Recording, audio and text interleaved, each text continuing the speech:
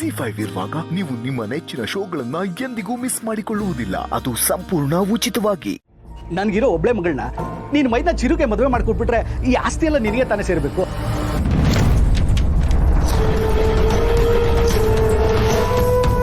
ದುಡ್ಡು ನಳ್ದು ಸಂಬಂಧ ಬೆಳ್ಸಕ್ ಬಂದಿರೋ ನೀನು ಮೊದಲು ನಿನ್ನ ಮಗಳಿಗೆ ಆ ಯೋಗ್ಯತೆ ಇದೆಯಾ ಅನ್ನೋದನ್ನ ನೋಡ್ಕೊ.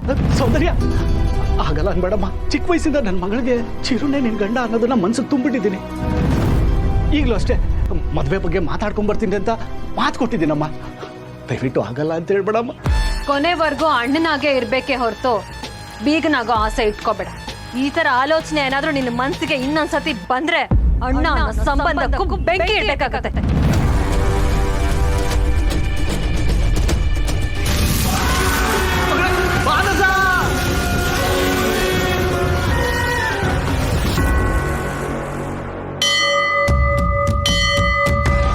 ನಿನ್ನ ಬದುಕಿನ ಪ್ರತಿಕ್ಷಣ ಹಿಂಸೆ ಅನುಭವಿಸಿ ನಿನ್ನ ಖುಷಿಗೆ ನೀನೇ ಕೊಳ್ಳಿ ಇಟ್ಕೊಳ್ಳೋ ಹಾಗೆ ಮಾಡಲಿಲ್ಲ ಅಂದ್ರೆ ನನ್ನ ಹೆಸರು ಪ್ರಭಾಕರನೇ ಅಲ್ಲ. ಯಾರು ಕೂತ್ಕೋಬೇಡ್ರಮ್ಮ, ಹೇಳ್ರಮ್ಮ ಮೇಲೆ. ನಿಮ್ಮ ಅಣ್ಣ ಬೆಳಿಗ್ಗೆ ತಿಂಡಿ ತಿನ್ರಿ ಅಂದ್ರೆ ಕೇಳಲೇ ಇಲ್ಲ. ಬಿಸಿಲು ಬೇರೆ ಹಂಗ ಓಡಾಡ್ತಿದ್ದಾರೆ. ಮೊದ್ಲೇ ಲೋ BP ಬೇರೆ. ಹೇಳಿದ ಮಾತು ಕೇಳಲ್ಲಪ್ಪ.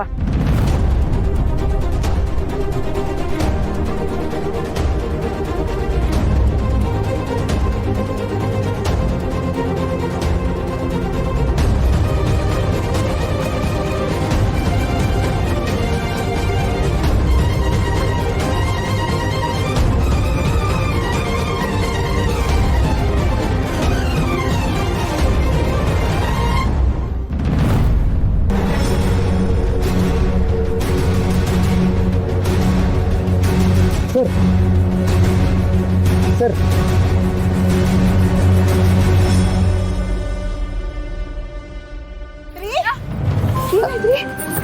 ಅಣ್ಣ ಏನಾಯ್ತು? ನಿಂತ್ಕೊಳ್ಳಪ್ಪ.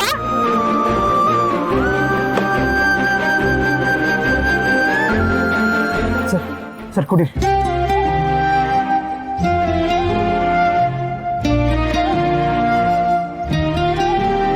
ಸರ್ ಹುಷಾರಾಗಿದ್ದೀರಲ್ವಾ? ಹಣ್ಣು ತಿಂತೀರಾ? ಅದು ದೇವ್ರಿಗೆ ಅಂತ ತಗೊಂಡೋಗ್ತಿದ್ದ ಹಣ್ಣುಕಾಯಿ. ಹಸ್ದವ್ರಿಗೆ ಅನ್ನ ಕೊಡ್ತಾರಲ್ಲ, ಅಂಥವ್ರ ಕಣ್ಣಲ್ಲಿರೋ ಕರುಣೆಲೆ ದೇವ್ರಿರ್ತಾನಂತೆ. ಇವತ್ತು ನೀವು ತಂದಿರೋ ಕಾಯಿಂದ ಒಂದು ಜೀವ ಉಳಿದಿದೆ, ಅದ್ರ ಪುಣ್ಯ ನಿಮಗೆ ಸೇರುತ್ತೆ.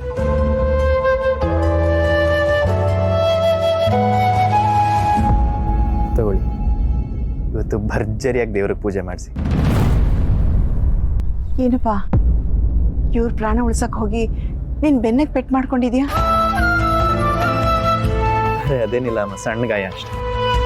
ನನ್ನ ಅರಿಶಿನ ಕುಂಕುಮ ಉಳಿಸಿದ ದೇವ್ರಪ್ಪ ನೀನು. ಅಮ್ಮ ದೊಡ್ಡವ್ರು, ನೀವು ಹಂಗೆಲ್ಲ ಕೈ ಮುಗಿಬಾರ್ದು. ನಿಮ್ಮ ಮಗ ಆಗಿದ್ರೆ ಹೀಗೆ ಕೈ ಮುಗಿತದ್ರ? ಇಂಥ ಒಳ್ಳೆ ಸಂಸ್ಕಾರನಪ್ಪ ನೀನು. ಯಾವ ತಾಯಿ ಹೆತ್ತು ಮಗನಪ್ಪ ನೀನು. ಹೆತ್ತ ತಾಯಿ ಜೊತೆಗಿಲ್ಲ, ಆದರೆ ತಾಯಿಗಿಂತ ಹೆಚ್ಚಾಗಿ ಸಾಕಿರೋ ಅತ್ತಿಗೆಗೆ ಮುದ್ದಿನ ಮಗ ನಾನು. ಅವ್ರು ಕಲಿಸಿರೋ ಸಂಸ್ಕಾರದ ಪಾಠ ಇದಷ್ಟೇ. ಬರ್ತೀನಿ, ಹುಷಾರು ಸರ್.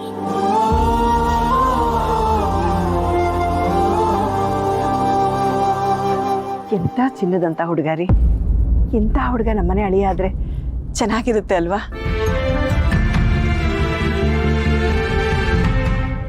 ZEE5 ಆಪ್ ಡೌನ್ಲೋಡ್ ಮಾಡಿ ಎಲ್ಲಾ ಸಂಚಿಕೆಗಳನ್ನು ಸಂಪೂರ್ಣ ಉಚಿತವಾಗಿ ನೋಡಿ.